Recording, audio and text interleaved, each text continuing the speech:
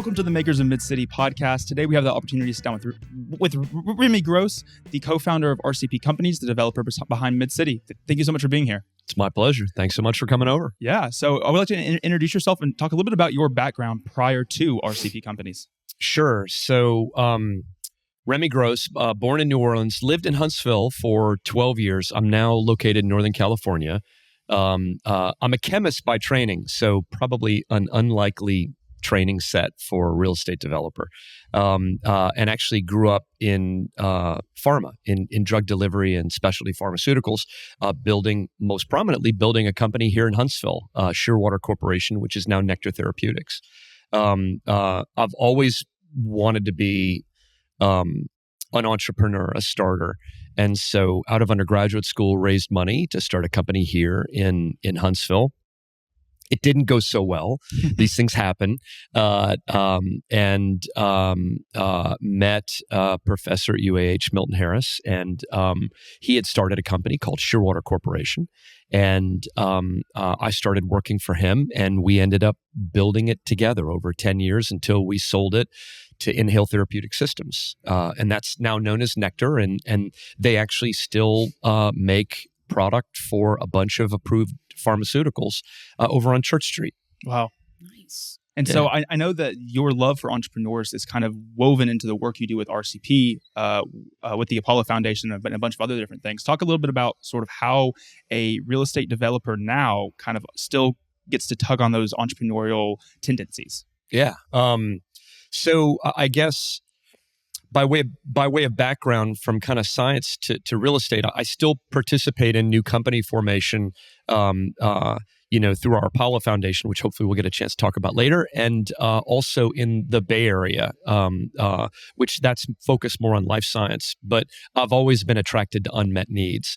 One of the challenges that I had building Shearwater here in Huntsville was that my ability to retain great people was phenomenal, but my ability to recruit people was challenging at times.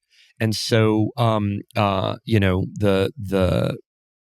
our ability to kind of find the person and be able to show them Huntsville, show them all the amenities, great quality of life here, et cetera, was kind of hit or miss, simply because we wouldn't pass a litmus test for whether people knew Huntsville or not, right? So coming back to real estate, which my co-founder, Max Grillier, is a second-generation real estate developer and was here in the area doing a lot of work. The idea of RCP Companies scratched a big itch for me, right? Because basically it was providing, the idea was to provide a lot of primary market amenities that you see in Seattle and San Francisco and in Boston, right? Atlanta, Nashville, et cetera, and bring them to Huntsville, right? Where the education, income, the interest is all the same. We're just a little bit smaller, so we're just not getting those amenities as quickly. So the idea of actually providing the ecosystem to bring great, intelligent, driven, company builders and even entrepreneurs here to Huntsville, really resonated with me. So for me, getting into with Max, kind of building RCP and being able to build a team of incredible people who've been able to drive all this forward, things kind of came full circle when we continued to think and ponder about what's needed. Not only what's needed at a place like MidCity to attract fans, to attract tenants, to attract, to entertain, to feed, to house, to clothe. But going full circle back to how do we continue the legacy of bringing smart, driven, entrepreneurial type people to Huntsville. And so that led us to the Apollo Foundation, and prior to that led us to a partnership with Generator, which is a nonprofit accelerator that identifies promising companies, and more importantly, identifies promising entrepreneurs, right? And then brings them through kind of an intense crash course, if you will, on how to identify the right mentors, how to identify and connect with the right investors, how to refine the product offering, whatever that might be. And this is sector agnostic, right? So it's life science, it's AI, it's consumer packaged goods, right? How they can kind of refine their business plan in a way that de-risks it, gives them a better chance to get the transformative capital they need to move things forward, and then also to execute on it. Yeah, and it's been interesting just to see on the podcast. We also have Lindsay from RCP that knows a little bit more about the ins and outs of what the entrepreneurial and the Apollo Foundation is. Lindsay, do you want to ask a little bit of specific questions about kind of the work being done here and how the G Beta and the Apollo Foundation is continuing to grow with the support of RCP and the other locals here in Huntsville? Yeah. I think Remy's story is fascinating because he started as an entrepreneur in Huntsville and then realized that the recruiting is such an important element of the entrepreneurship and starting a company here. And then you realizing when you get into the built environment, entrepreneurship circles back to the built environment. And I wanted to know, what are some of your most favorite success stories about this cycle that you're in? You're initiating and funding these companies, and then ideally they move into a physical space, and then you do it again and you do it again and you do it again, and see if there's any like happy stories that you have from those moments. And there are a bunch of stories and actually span a bunch of sectors, right? I'm not sure how well known it is in Huntsville, the generator cohorts that we sponsor, doing bringing 5 companies per cohort, about 3 to 4 cohorts a year over the last 3 or 4 years, bring companies through this program. But then Generator also has a cohort at Hudson Alpha that it does annually, which kind of focuses on agricultural and ag tech. And there's a life science component to that as well. Huntsville has this really robust entrepreneurial undercurrent that I don't think gets really the billing it should, because all the successes that Huntsville has had in defense and aerospace kind of, are the tried and true industries that have existed in Huntsville for so long, and bring so much success, dominate the landscape and the conversation. And that's well deserved, right? But the work that's been done at Hudson Alpha, right, which is incubated or are participated in, I want to say over 50 life science startups through its inception, and then the work we've done with Generator, has been remarkable.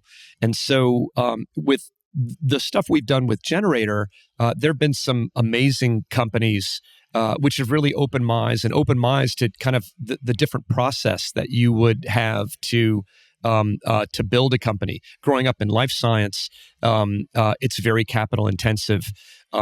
It's very high risk with a binary outcome, particularly if it's drug development. You're gonna do all this work. You're gonna spend hundreds of millions of dollars, and then you're gonna have a binary outcome of you get approval or you don't, right? And so it's not like we're not going to sell as much. It's like we're not going to sell, right? And so it's a high risk outcome. Of course, if it wins, if you're able to treat an unmet medical need, that's huge, right, and that's transformative. Yeah. So on the Generator side, what we've done at the Apollo Foundation is focus a more toward consumer packaged goods, more toward entertainment, toward visual reality, or virtual reality rather, and augmented reality. Some tech work, but kind of consistent with MidCity's thoughts around putting, we talk about a STEM environment here in Huntsville. At RCP, we talk about a STEAM environment. We add the A for arts, to make sure that we're kind of balancing out such a storied legacy of success with technology, science, engineering, et cetera, to have art, culture, interesting product offerings and things like that people can kind of gather around, maybe after work, right? After you finish your day engineering. So there have been some really great companies that have gone through. Zayden Technologies is one, which is kind of a technology based. Valentine and the rest of that team has done an amazing job. That's a great generator graduate. A couple that are interesting and maybe off the beaten path, is Fig Brew, which is a really clever it's a coffee alternative, a clever application using organic roasted figs, which makes a really savory, warm beverage, which, if you're a coffee addict like I am, and every once in a while you say, okay, I need to pump the brakes on my caffeine intake. It's a great alternative. Denise Foley and Sunset Vibes, one of our graduates that has an amazing plus size swimwear company that they've been so thoughtful around design that they've actually got several utility patents filed on a bathing suit, believe it or not. Just when you thought we understood everything there is to know about something like swimwear, no. Denise has done an amazing job kind of bootstrapping and then bringing in the capital needed to be able to build and do a top-down partnership with several large resort systems that are worldwide. For me, the excitement around entrepreneurship, and we say this in venture funding a lot, is you bet on the jockey, not the horse.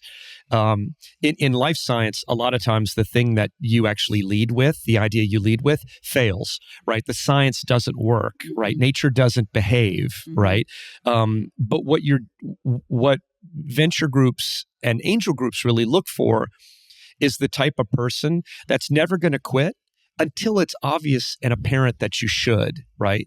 And a lot of people aren't willing to go out of a swim lane to deal with marketing when they're more of a tech person, or grab hold of a financial P&L, think about valuation, think about supply chain, things that are, maybe a bit mundane to a creative or a product developer, but it's absolutely essential to get the business up and running.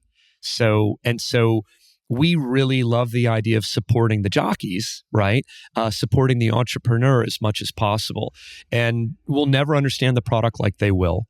But if we can develop the rapport, the relationship, the trust, in order to help them, and we know that they're doing everything reasonable they can to succeed, that gives us the best chance of actually helping them convert their idea, their fledgling company, into something that's going to be a hit. Yeah, I mean, it's incredible just to see your entrepreneurial journey too. I mean, from the background in pharmaceuticals and that to then now in a real estate development role, to then also being able to still support and nurture upcoming entrepreneurs. If an entrepreneur is listening to this, or someone that's wanting to have that itch or has that itch or is currently trying to do something, is there a piece of advice or a lesson learned that you've seen throughout your experience that you would give them? Maybe not necessarily something to do to be successful, but maybe something not to do that you maybe, what was a pitfall that you fell in?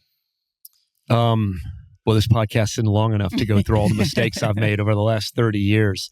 To kind of follow along the jockey and horse metaphor, it's the right people.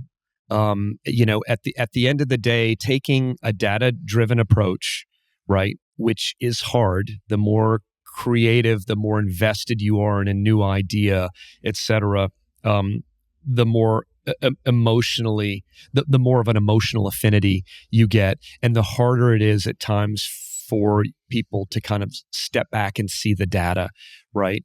We always, at RCP, we spend a lot of time partnering with third-party market research companies to try and understand, okay, is this scratching Remy's itch or is this scratching the community's itch, right? Because at the end of the day, I definitely have my preference, but that's not necessarily what the community wants or needs. That's been a hard lesson for me to learn, certainly over the first half of my career, and I still have there's a gravity that pulls me, toward my own bias. So kind of understanding that and trying to differentiate what our job and what our mission is here in Huntsville versus what I think our mission is in Huntsville, super important. So with the kind of data-driven approach, with that data-driven approach, again, like I mentioned earlier, there's also people, right? And at the end of the day, you need people that are invested in an idea, but really also invested in the business, knowing that to operate, to develop a product and to have a good or service is one thing, right? And it's incredibly important. It has its own idiosyncrasies that need to be nurtured and controlled and kind of fostered. But there's a whole business side of it, right, that feels decoupled from the product itself at times, but it's really that periphery and those tasks in orbit of the product development, the product and the product execution that is just as important. Because if you can't meet the consumer correctly, if you can't finance it correctly, if you can't communicate with your investors or people that are invested in your company, whether it's financial or otherwise, you likely won't get off the ground. And that balance and understanding that is just so key and so critical. And that's one good thing that Generator has really baked into their accelerator and their G Beta programs here in Huntsville, is understanding how to balance those things and make it work so that the business is taken care of at the same time the product is as well. Mm-hmm.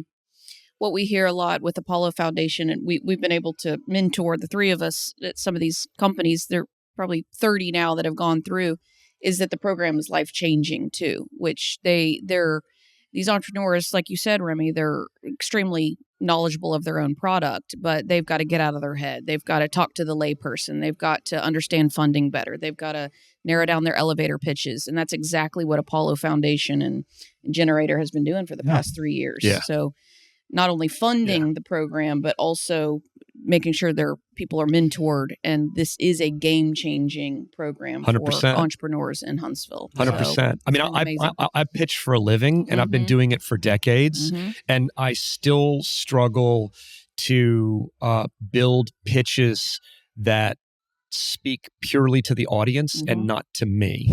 Right. We all have this bias wanting to kind of tell our own story. And that's super important, right? But there are variants. Any story has variants of the truth, and trying to find the key elements of that story that resonate with the audience is really key. And I struggle with that to this day. Yeah. And that's just one of the many lessons that these entrepreneurs are learning through Generator and the Apollo Foundation. How to perfect your art and your mission and your entrepreneurial journey.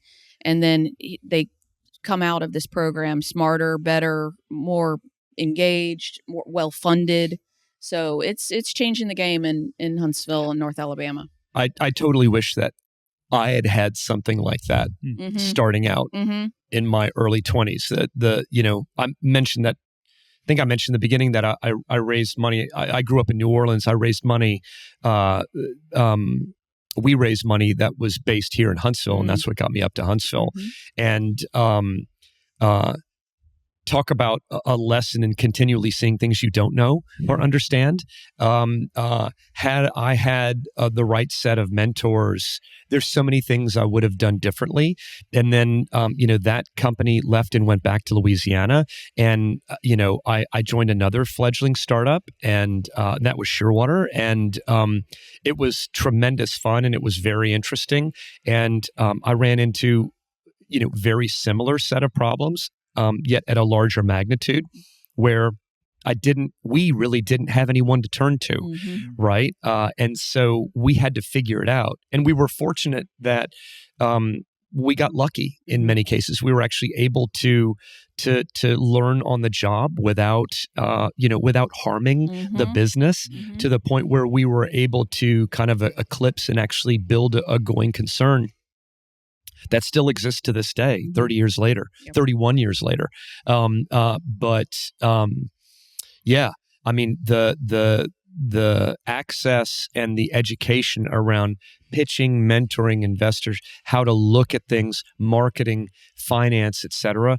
I'd kill and die for something like that 30 years ago. Well, and to see those light bulbs go off, you're seeing that you're guiding people through that storm, through the Apollo Foundation with the generator support. So it's been fascinating to watch. Yeah. It's been very admirable. What sort of entrepreneurs that maybe are listening to this, or if anyone's listening and they want to find out more information about the Apollo Foundation, about G Beta, about even just generator in general, where would you direct them to find out more information? Yeah, great question. And so Generator, who we partnered with, has an office here in Huntsville. Eventually, they'll be moving to MidCity, coming kind of full circle, right? Once we finish out our build out, they'll have space here at MidCity. Perhaps that's something we can put in the show notes. So there's a team here in Huntsville led by Sierra and Rochelle, who are absolutely outstanding. They have moved to Huntsville. They have great startup experience themselves. So they've suffered the slings and arrows as many of us have, and their job is to kind of cultivate this ecosystem while providing a supportive environment to help people kind of pivot their business and get it to the next level. So and they are always happy to talk to anyone interested in their programs, the G Beta or the accelerator programs, and all the things that we do both during these cohorts and then after as well, to continue to try and mentor them. Part of the generator network forever once they're in G Beta network once they're gone through the program. It's actually a good point about Generator. Generator operates over 260 different accelerator and education programs everywhere from the Mountain West all the way to the Northeast. And so you're an alumni then of that. If you're so you get access to mentors and investors across a geographically agnostic area. Right. So if you're in consumer packaged goods, you're not necessarily going to find that experienced mentor in Huntsville, but maybe their accelerator in Madison, Wisconsin, has one, and they make that connection. Same thing with investors as well. And then the tail. The ability to be an alumnus of the program and continue to stay sticky with other graduates as well as the generator leadership is a real important point. I mean, after the programs, it's just really it's the end of the beginning, right? And so the knowledge building and the creation of wisdom and understanding how your business and how your product is going to fit and how it's going to grow and how it's going to thrive and how it's going to provide that good or service that makes people's lives better. That's an ongoing, never-ending process, and hopefully, entrepreneurs see that as the fun piece of it, right? You never step in the same river twice, right? And so the same product can take on all sorts of different incarnations and be of benefit or interest to a consumer, or another business forever. Yeah. Well, I appreciate you coming on and talking a little bit about your love of entrepreneurship, the Apollo Foundation, the G Beta, and all of the ways in which RCP in Huntsville itself is supporting entrepreneurs. We'll have all the information about all the companies that we talked about, the Apollo Foundation, RCP, and everything else in the show notes. So if you're listening to this, you can visit the episode notes, or if you're watching the video on YouTube, you can visit the description of the video. I appreciate you taking the last little bit to chat a little bit about your love for entrepreneurship. Thanks so much, Clark. Appreciate you having me. Thanks.